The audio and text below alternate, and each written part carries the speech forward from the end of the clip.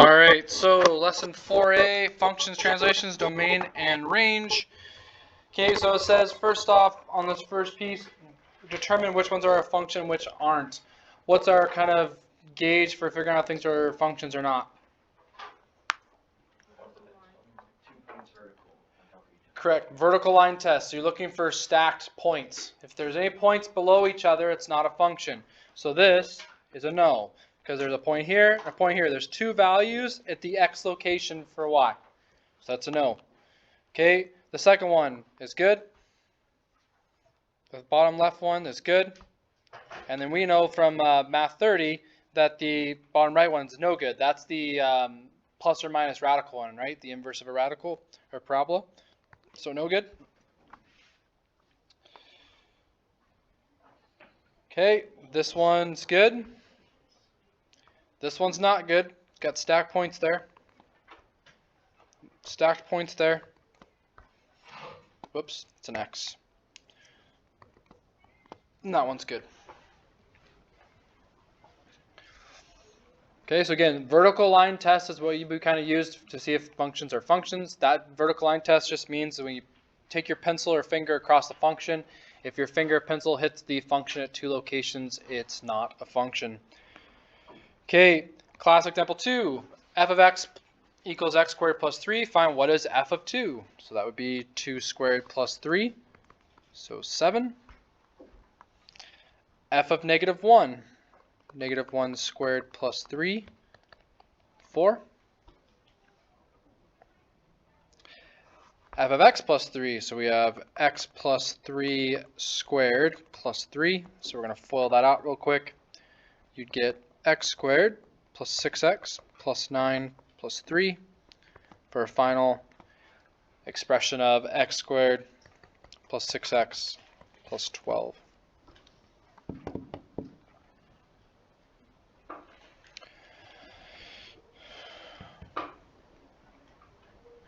Okay, so pay close attention to this one. It's got f of 1/2 x, then minus a 3. So we're putting the 1/2 x into here, and then we're minusing 3 to it. So we're getting 1/2 x, and we're putting that's squared. And there's a plus 3 and a minus 3, because that plus 3 here and the minus 3 here. So they essentially cancel.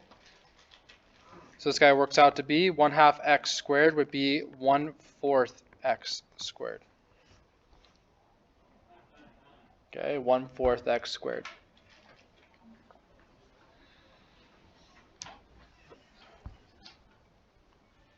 Okay, gonna do some domain and range. So again, we see radicals. Our trigger for radicals is nothing can be negative inside. It's okay for 0. So the domain for this guy, we'll just stay with the interval notation, just the one we've been working on. This one would be 2 included and greater to infinity. That would be the domain. 2 to infinity. Okay. All numbers bigger than 2 work. Okay, why do we pick 2? Because 2 is what makes this 0 here. Okay. The range, so remember that guy looks like this. He's over here at 2, and it's growing like that. It's not moved up or down at all, so radical functions, it would be 0 to infinity.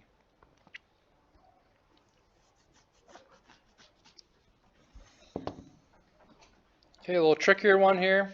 Got a rational function. Kind of thing to remember there. X squared minus 1. You have 1 over the same thing as x plus 1, x minus 1, if you'd like. So you got negative 1 and 1 are a problem, right? Those are non-permissibles, so that's your domain issues. You can write this in interval if you want. If it's easier for you to say all reals, but negative 1 and positive 1, that's fine. I'm just going to stay with the interval for the notes. Okay, but it's a little bit redundant here. But you could put it as x not equal to negative. Yes, you can put all reals except 1 and negative 1. Yeah. Okay, so negative infinity to negative 1. Negative 1 to 1. It's just kind of a lot when you do it this way, but still, I guess, decent practice. So there's your intervals in which you are okay. And that's just a fancy way of saying everything but 1 and negative 1. Okay.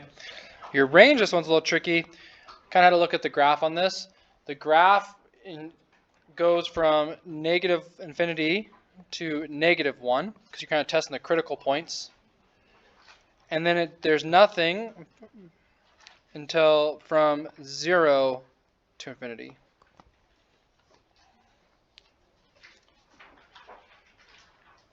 So this is the range, not the domain, so it's a little different. And those are both not included.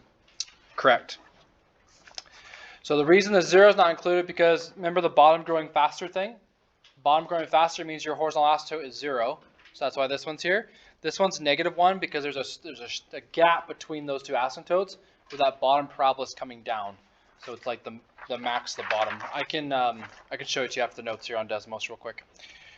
Okay, there's a couple more pieces here. These go a little quicker now. All right, so piecewise function, I want you to sketch these. This is really big for what we're going to be doing in limits. Okay, so x plus 2 less than or equal to 1. So you're drawing the line of x plus 2 less than or equal to 1. So x plus 2, you go up here, put a dot there, up 1 over 1. Right there is where it's a solid dot right there because it's equal to. And it's going to be going this direction. The next piece is 1, so it's a flat line at 1 and bigger. So you're going to go here to 1, put an open dot, and go stay flat like that. There's your piecewise. Okay, so you're here. This is the x plus 2 line. Okay, here's the 1 line and the given pieces. Any questions on those?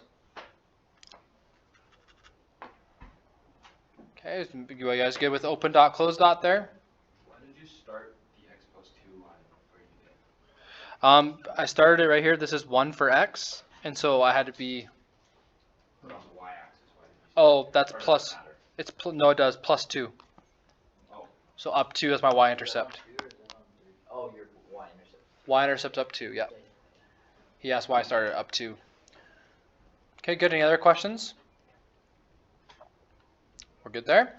Okay, so then this one has 3 pieces. So we have negative 1 less than 2. So we're going to come over here to 2, open dot, and we're going to go less than, so this way.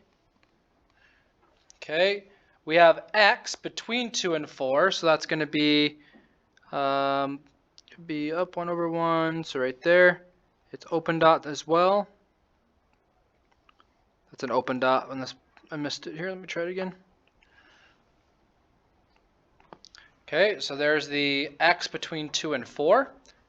And then root x greater than or equal to 4. So greater than or equal to 4, so that means it starts at 4. So if I put a 4 in that function, what's the root of 4? 2, so I'm starting at 2. Does that make sense? So I'm starting right here, solid dot. The next thing I do on this, because it's just easier for me, is the next easy landmark for a radical would be 9. Because what's the square root of 9?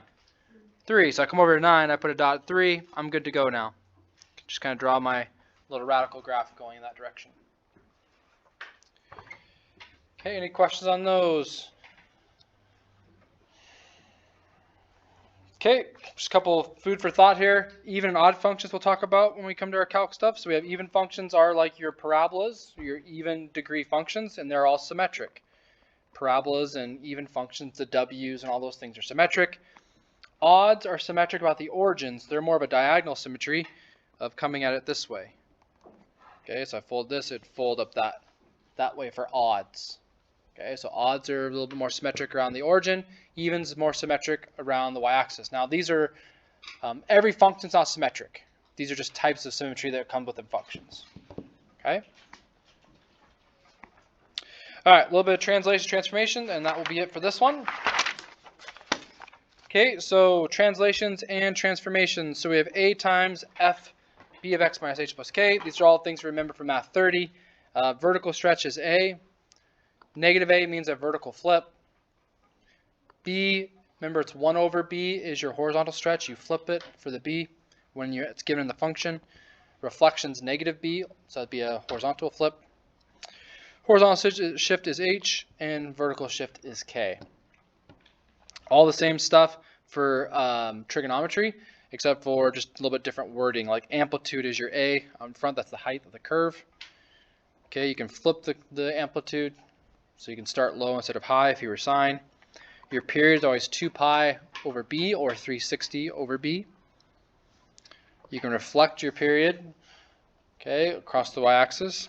C is your phase shift, and D is your midline or vertical shift of your sine or cosine curve. Okay, just a couple examples on these. So example number 5, in words, describe what's happening to the function f of x equals x if the new function is negative 2 f of x minus 3. So just describing what these three things mean. There's three things. I have a vertical flip, vertical stretch of 2, and down 3. So everything on this one was vertical. Nothing happened to the x in this guy.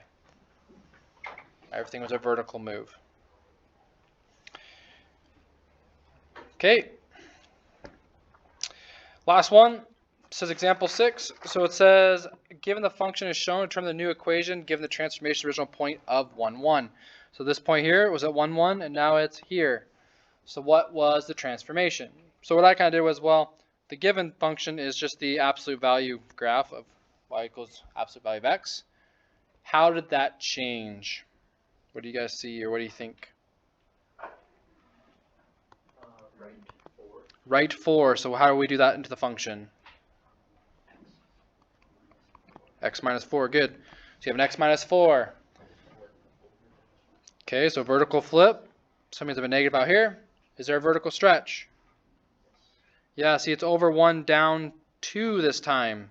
So vertical stretch of 2. Okay, so this one had a vertical flip, vertical stretch 2, and a right 4 to get that new point. Okay, all right, that is it for 4A.